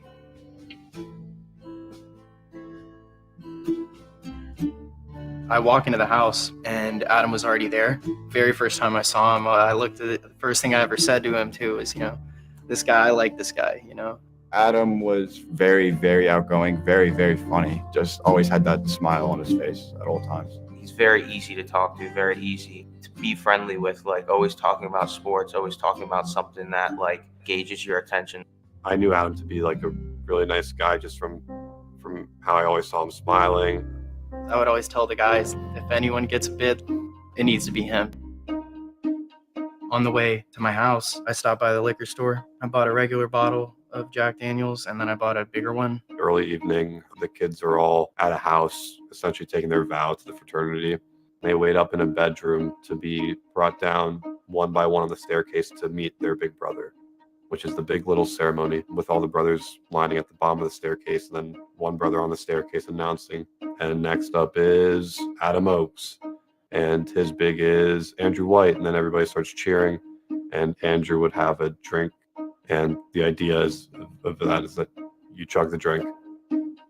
After that, I gifted him the bottle that I bought for him, and then I explained to him how when I was in his position, I finished mine. Even though you're not telling him to down this bottle, like it's understood that people are going to get drunk, even if there's no malicious intent. Like it's the riskiest night of the semester. And Jason kind of had like a pep talk with them and was like, the intention of tonight is to get as up as you possibly can. And so made his first cup, and it was straight liquor, and pulled it back like it was water. Adam finished the bottle, in which case he was intoxicated, but so were all the other boys. I was kind of relieved that he finished it so fast, and so I was like, okay, dude, congrats, like, we finished it. Well, now it's time to throw up. And so we went outside. I pulled Trig. After I did, he felt comfortable, so he put his fingers in his mouth and made himself throw up. And so after that happened, my guard went completely down. I thought everything was okay. I thought everything would be fine. A lot of the big brothers took their little brothers to their houses to watch over them, but Adam's didn't. So after X amount of time goes by, I'm looking around, I'm like, where is he? And that's when I see him back out on the balcony, and he's kind of leaned over it like he's throwing up again. So I go out to check on him, and then I saw his legs start to buckle. And that's the first one I noticed. He was very drunk. And so that's when I waved up a bunch of guys. We helped him inside, found a spot on the floor. We gave him a pillow, laid him down. We all scrambled around to get a pillow, a blanket, and a bottle of water, and helping put him down on the ground. And then he fell asleep, within a few minutes. I remember telling myself back ahead just to watch him and see if he needs anything, and don't leave the room. I could tell he was very drunk, but at the time, like, I didn't think much of it because I just thought, okay, maybe he needs water, maybe he's gonna sleep it off or something. And then I think Andrew stayed with Adam for a little bit, but then thought Adam was fine, and also thought he heard Adam snoring, but Adam didn't snore, and that's why I think that Adam was starting to die then. I'm checking on him throughout the night and saw no problems. I honestly didn't have a worry in the world. I thought everything was going to be fine. So I went around the room. I'm like, hey, guys, he's fine, right? He looks fine. So I left, and I completely just expected to wake up the next morning, bring him a Gatorade or something, and take him out to brunch. And then when I woke up at like 9 a.m., that's when I found out. One of the brothers that lived in the house called me, and I just froze for a second and didn't really quite grasp what was going on. In the group chat, guys were saying, oh my God, Adam's dead. And, I'm thinking they're f***ing with me. People say, oh, they're dead, passed out, drunk, oh, he's dead. I'm like, oh, he's dead asleep, you know what I mean? But then it started to get a little more serious, like, no, he's f***ing dead. Like, he's not waking up.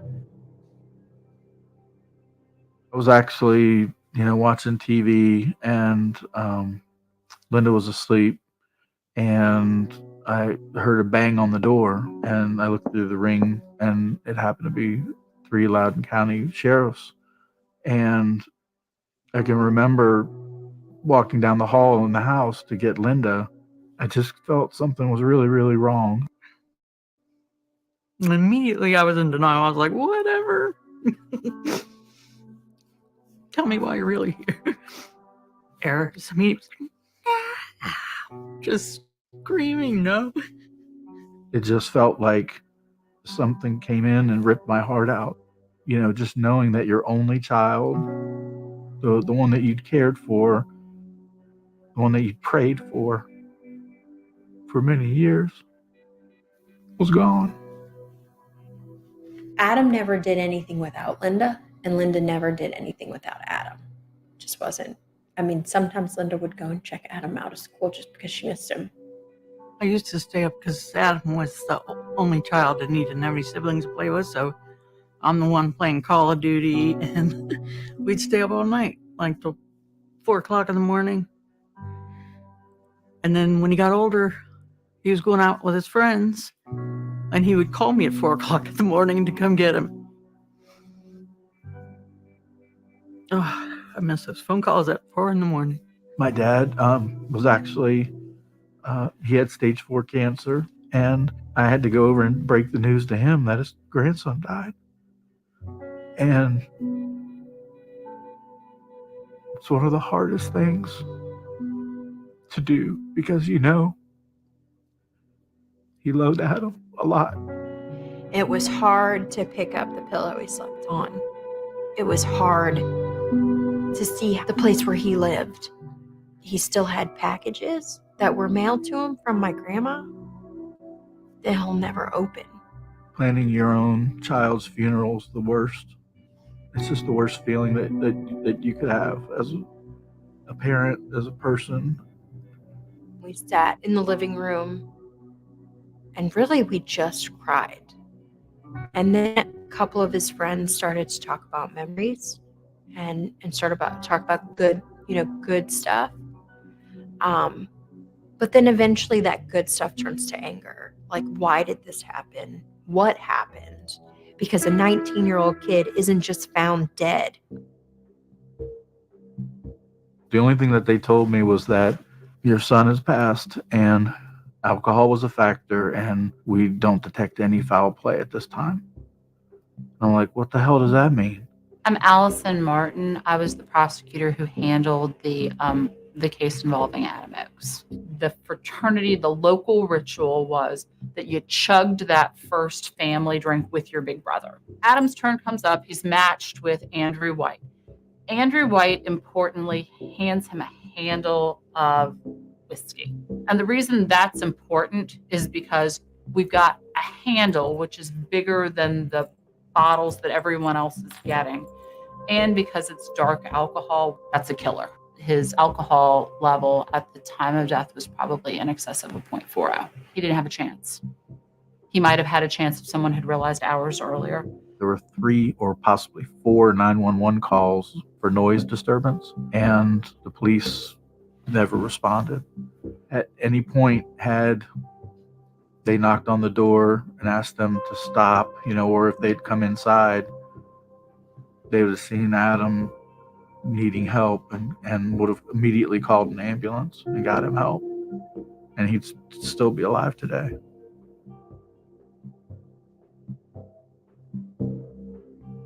As soon as I hung up, it seriously felt like a nightmare.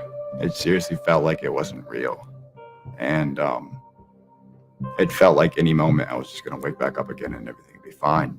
And kind of crippling anxiety that it felt like a weight, an anchor was on top of my chest. I was shocked, confused, went into a panic attack. My roommate just knocks on my condo door and says, "Hey dude, the cops are here." My mom's calling me and she's hysterical. She's crying. And she said police came to the house and that they surrounded the house and that they said I needed to go to jail. So, I put some shoes on, I walk over there and they ask me if I'm Jason. And I say yes. And they told me to step outside and immediately throw cuffs on me. And they basically set it up to pick all of us up at the same time. I didn't even know what to think. It was a huge shock for me. So at first I have no idea why they're in there. And then I'm officer, what is, why am I being arrested? And then he finally was hazing misdemeanor, use your imagination. I wanted to be in law enforcement. I even thought about being a police officer. And just seeing them handcuff me and throw me into a van, it was, I mean, to use the word terrifying is an understatement. When I got to the jail, usually, you know, when you get misdemeanor charges, you can post bail if it's something light. But I was denied bond. Because we were denied bond, we couldn't see the judge, so we ended up staying Friday, Saturday, Sunday, and most of Monday.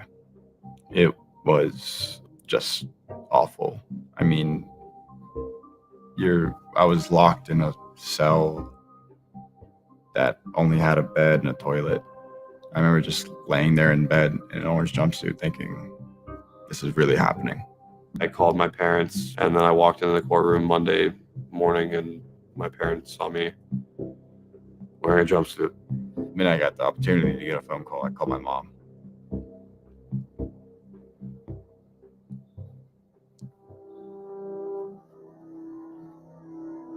It was hard to explain what was going on. I felt like I let my parents down. I felt like a disappointment. I felt like I'm just like a... It was a total nightmare. I wasn't scared. I knew it was coming. In a way, I felt like I deserved it. You know, I walked straight into court, pled guilty to both charges because there was no other alternative. You know, I was guilty. I provided him the bottle. You know, I hazed him by having him drink it. And to put the family through some sort of trial is just unfathomable to me, to relive that. So it was something that I had to do. I had to look them in the eye and tell them I'm sorry that I'm sorry I didn't do anything. I'm sorry that, you know, I was there, I was the president, and I didn't do anything about it. To any kid who's watching this really could be you. Like, this could have been me. This could be your best friend. This could be some guy in your class who you don't even know that well, but this could be anybody. No one's safe from the dangers of excessive drinking and of hazing. You see a lot of incidents about hazing where it's like, you know, a guy falls over, hits his head, or he's barfing all night, or something, you know, something rather obvious, and his skin's blue in the face, you know. But with Adam, you know, I just didn't notice any of that. And so I think it's important for people to know that it, you know, sometimes like it'll seem like it's fine. Like you'll see someone just sleeping, you know, but then they don't wake up.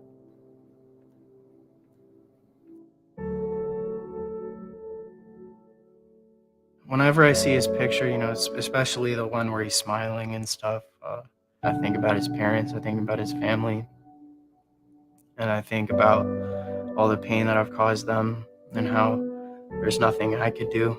I was excited to be with him in a fraternity and grow with him, and I think we would have been close friends for a very long time.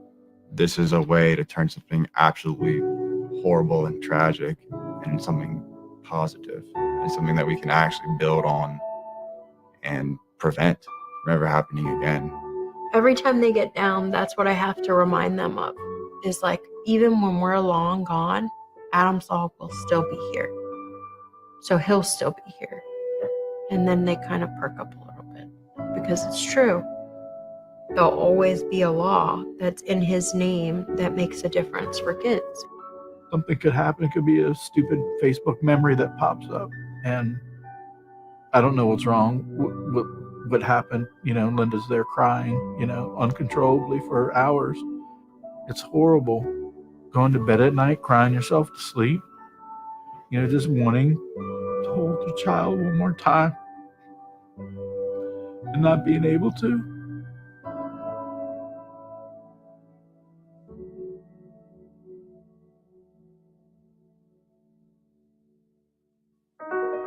A bill championed as Adams Law is moving forward in the General Assembly. It's one of two anti-hazing bills honoring VCU freshman Adam Oakes. The version of the bill that passed requires that schools publicly post founded instances of hazing online. Another bill would give immunity to bystanders who ask for help when hazing is happening. It also toughens the criminal charge if a victim is seriously injured or dies, from a misdemeanor to a felony, which can carry a 10-year sentence. We want to make real change so that no other kid goes through what Adam went through that night. Governor Glenn Youngkin signs an anti-hazing bill into law in honor of VCU freshman Adam Oakes. It's just showing that all the hard work and all the steps that we've taken since Adam's passing are coming to fruition. Through this law, Eric Oakes sees his son's legacy living on. I mean, Adam looked after other people. He's doing it again today, you know, trying to help others and make sure that they, you know, have a safe experience.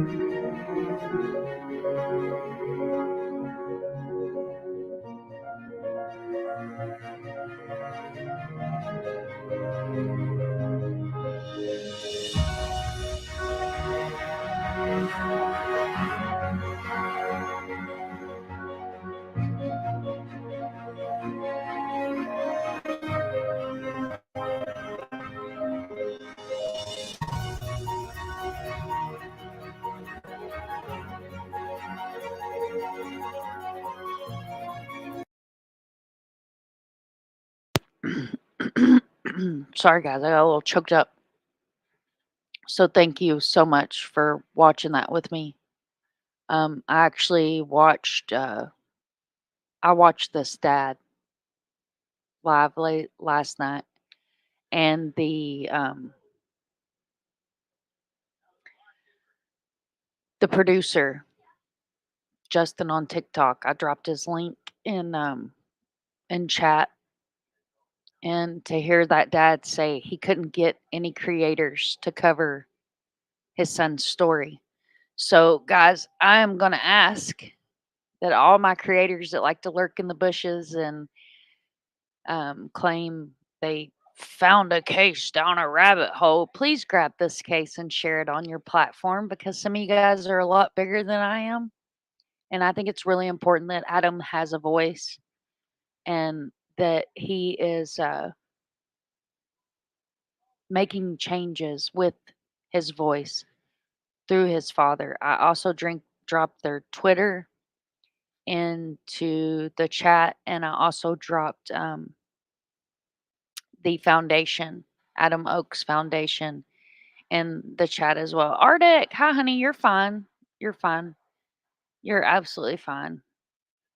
And Miss Kelly, thank you for subbing up and thank you for stopping by. Thank you everybody for being here. So I'm also going to share this with you guys, and then we're going to take a look at something that is absolutely mind-blowing. Not going to read the whole thing. I will put it in the description as well, so you are able to check that out on your own. So this is family sues fraternity for over $28 million over pledges of hazing death. A police investigation found that Adam Oakes, a 19-year-old who received a bid to Delta Chi fraternity, was told to drink a large bottle of whiskey in February of 2021. The freshman from Loudoun County was found dead the next morning. So we're going to look at this video. In a settlement reached by the family of Adam Oakes and Virginia Commonwealth University, several changes will be coming to Greek life at VCU. This includes requiring students to finish 12 credit hours at the university before joining a fraternity or sorority. New member education is changing to 28 days, and no alcohol is allowed at any event new members are attending. I definitely think that it allows for more precautionary measures, and not anybody can just do something like that. Basically, just preventative measures just allow something like that to happen again. So I think it's good. Another change would be an increase in anti-hazing training for students, including bystander intervention instructions. Alcohol at org-sponsored events will also now need to be provided by a third-party vendor, and VCU must be notified ahead of time. I think it has a lot to do with like ensuring the people who are throwing the parties are educated and kind of check their privilege so that they're not ensuring that the people who are partying or the people in their fraternity or sorority in some cases are safe. While the family tells NBC 12 no amount of money is going to bring Adam back, they feel VCU is making changes to prevent what happened to Adam from happening to anyone else in the future. As sad as it sounds, I feel like we should use this as an example for, to set the tone for something that, or things that just shouldn't go here, not just here, but anywhere. So I feel like that would definitely, represent something that us schools in America should not ever go down again.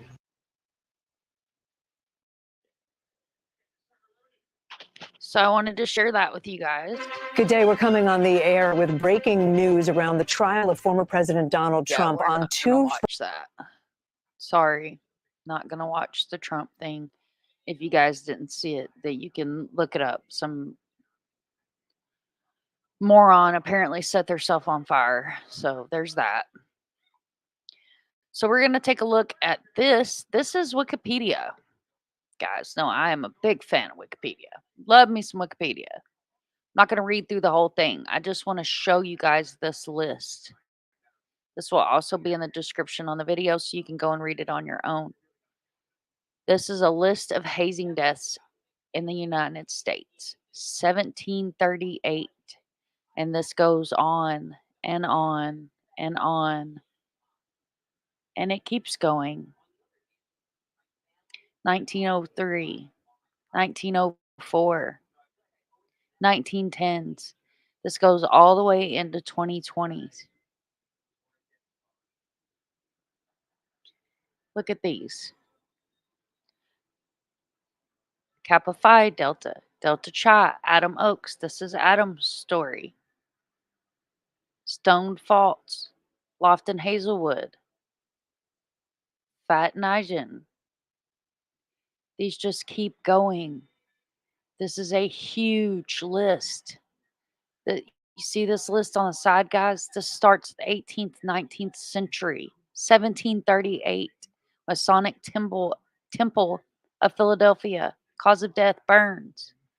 His name was Daniel Rees, 1738. These colleges need to be held accountable. They need to be held accountable. So what was spoke about last night on the live was that Mr. Luke Bryan needs to put up $25,000 and Delta Chi needs to put up $25,000 reward for somebody to come forward and tell what happened to Riley. And you guys know there's three sides to every story. My truth, your truth, then the truth. Three sides to every story. It's not fair to Riley's family to not know what happened that night.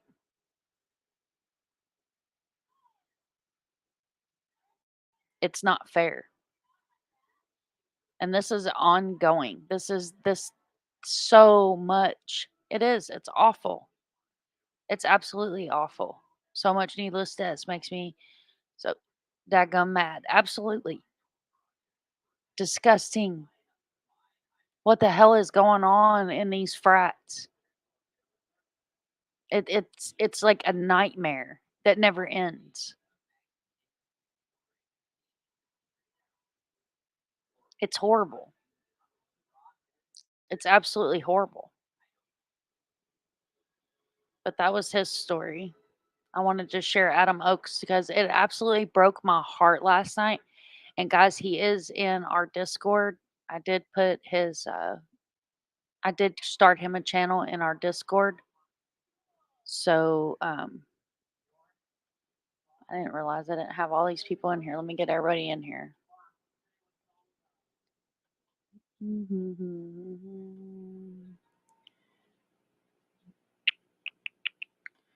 So we will get everybody. I'll go ahead and invite him, even though I really don't care nothing about him being in here. All right, so I'm going to drop the Discord link. This is our Discord. Like I said, the channel is not monetized, so anybody is welcome to join our Discord. And the rules are in the rules, the welcome. We have music, we have fishing, we have different channels, different, general chat's kind of a mix up. So you might see cases in there, you might see funny stuff in there. Like last night, I got on a meme kick and started posting a bunch of memes in there. So, guys are welcome to join our Discord community.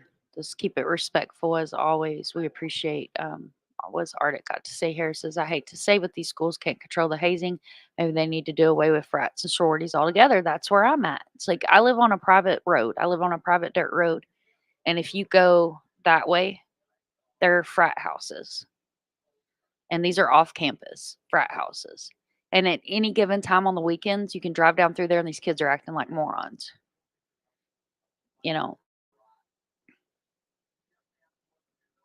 It's really, really sad. I wanted to keep this live at about 2 hours. So thank you so much for everybody for coming in. Thank you for putting up with my swamp signal. Apparently the hardwire doesn't work with the Mac. I'm going to have to get Mini Monster, my tech guy, my son, my tech guy, to help me figure out how to hardwire into the Mac so we don't have the choppy. But hopefully the audio was good and you guys were able to hear. And like I said, what I'll do is I'll convert this into a podcast. That way, if you just want to listen to the audio and not watch the choppy video, you have that option to be able to do that. Guys, Riley's petition will be in the description. Please, please, please go sign that petition. Go sign that petition. Thank you, Vesper Martini. Hey, you said Joel gave me a shout out last night. Was that Joel from Surviving the Survivor? I love Joel. I know I saw he had a family on panel last night. That's another case that, oh my God, it's Ellen's case. That's another one that just blows my mind, and I need to catch up on I love Joel. He's amazing. Me and him were actually working on getting some billboards up for Ellen. And the billboards that I submitted got approved by Blip, but I have to make some adjustments to them because Blip has regulations about political posts on there.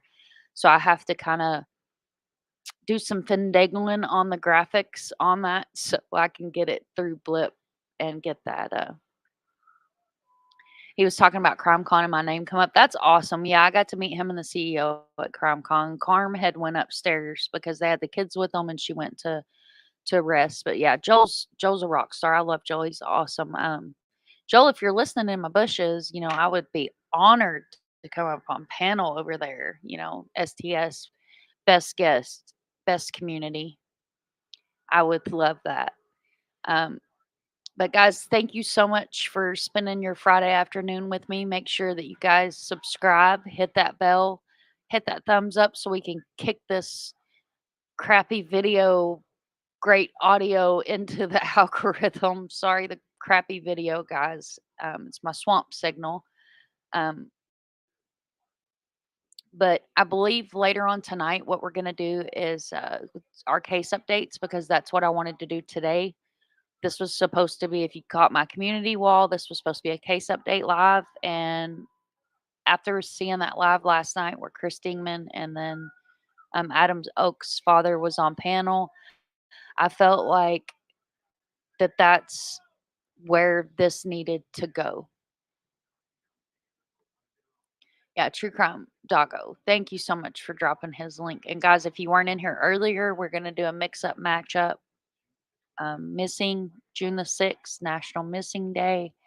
And again, Mecky, thank you for buy my coffees. Love, love, love. Thank you so much. That's awesome.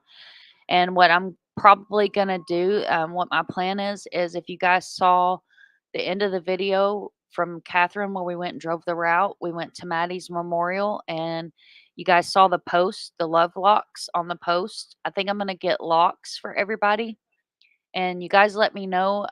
But what I'm thinking about doing is getting small locks, like different colors with each, and then have my daughter help me paint each mod's name on the lock, and then get a larger lock and put the name of the channel and then from our community. So that way all the subs and followers and supporters also have a lock on Maddie's love lock post. Thank you, Arctic. You have a great weekend too, honey. I'll be back later on tonight, guys.